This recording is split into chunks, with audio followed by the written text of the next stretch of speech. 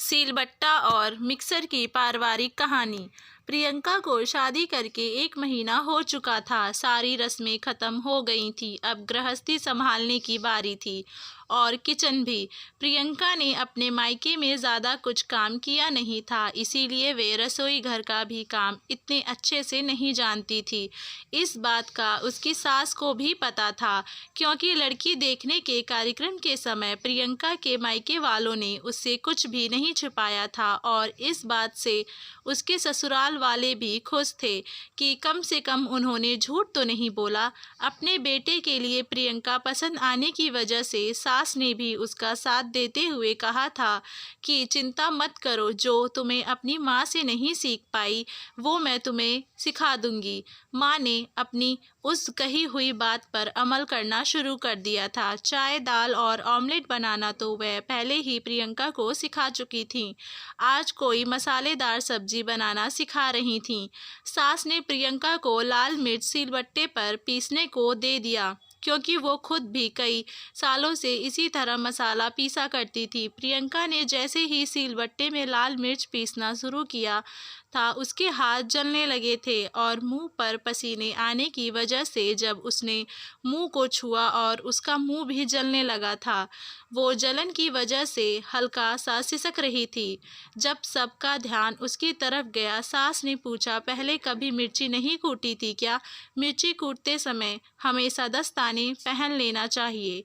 नहीं मम्मी जी, माँ ने कभी मिर्ची पीसने ही नहीं दी थी।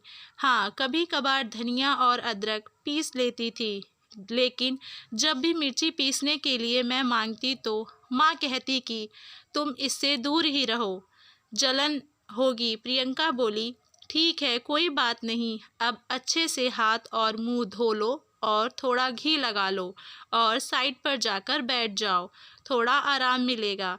और आगे से ध्यान रखना कि हमेशा हाथ और मुंह ढककर ही मिर्ची पीसना, सास ने प्रियंका से कहा।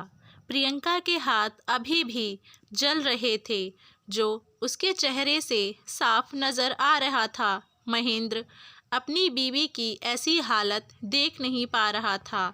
अगले दिन महेंद्र अपनी ड्यूटी खत्म होने के बाद बाजार जाकर एक मिक्सर खरीद लाया और माँ को देते हुए कहा कि माँ, ये कंपनी में गिफ्ट मिला है, चलो अच्छा ही हुआ, अब इसके कारण अब तुम्हारा हाथ भी नहीं जलेगा। महेंद्र तिरछी नज़र से अपनी पत्नी को देख रहा था। उसकी ये हरकत माँ ने भी देख ली। माँ बोली, अच्छा जी, अब समझ में आया। बीवी को एक बार हाथ में क्या जलन हो गई, नया मिक्सर आ गया और मैं इतने सालों से नहीं बताती थी, तो क्या मेरे हाथ नहीं जलते थे? अरे भगवान, ये तो अच्छी बात है ना। मिक्सर नया घर में आया है तो सिर्फ तुम्हारी बहू थोड़ी इस्तेमाल करेगी, इसका फ़ायदा तो तुम्हें भी होगा ना। पिताजी ने बात को संभालने के लिए बीच में ही अपनी बीवी को चिढ़ाते हुए कहा। इसीलिए कहता हूँ माँ, अपनी तकलीफ़ें बताया करो।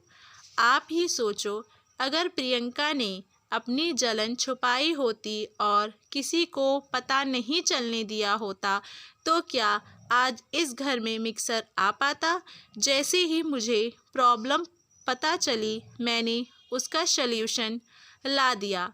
ये बात सच है कि प्रियंका मेरी पत्नी है, लेकिन ये बात भी सच है कि मैं आपका बेटा हूँ और प्रियंका से भी पहले आप ही मेरे लिए ज़्यादा महत्वपूर्ण हैं। अगर आपने मुझे पहले ही बता दिया होता तो मैंने तब भी इसी तरह इस समस्या का समाधान किया होता। आप अपने इस बेटे को कभी भी आजमा कर देख लेना, आपके लिए ये बेटा अपनी जान भी दे देगा। महेंद्र ने माँ से कहा।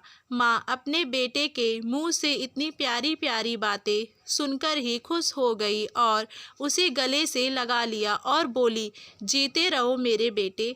प्रियंका भी अपने पति का अपने पूरे परिवार और खुद के प्रति प्रेम देख अपने आप को भाग्यशाली समझने लगी और उसके चेहरे पर एक संतुष्टि की मुस्कान छा गई। आशा करती हूँ आप सभी लोगों को हमारी ये स्टोरी अच्छी लगी होगी। इस स्टोरी को लेकर आप लोगों की क्या राय है हमें नीचे कमेंट में ज़रूर बताएं और हमारे चैनल वाणी वॉइस को लाइक शेयर सब्सक्राइब करना ना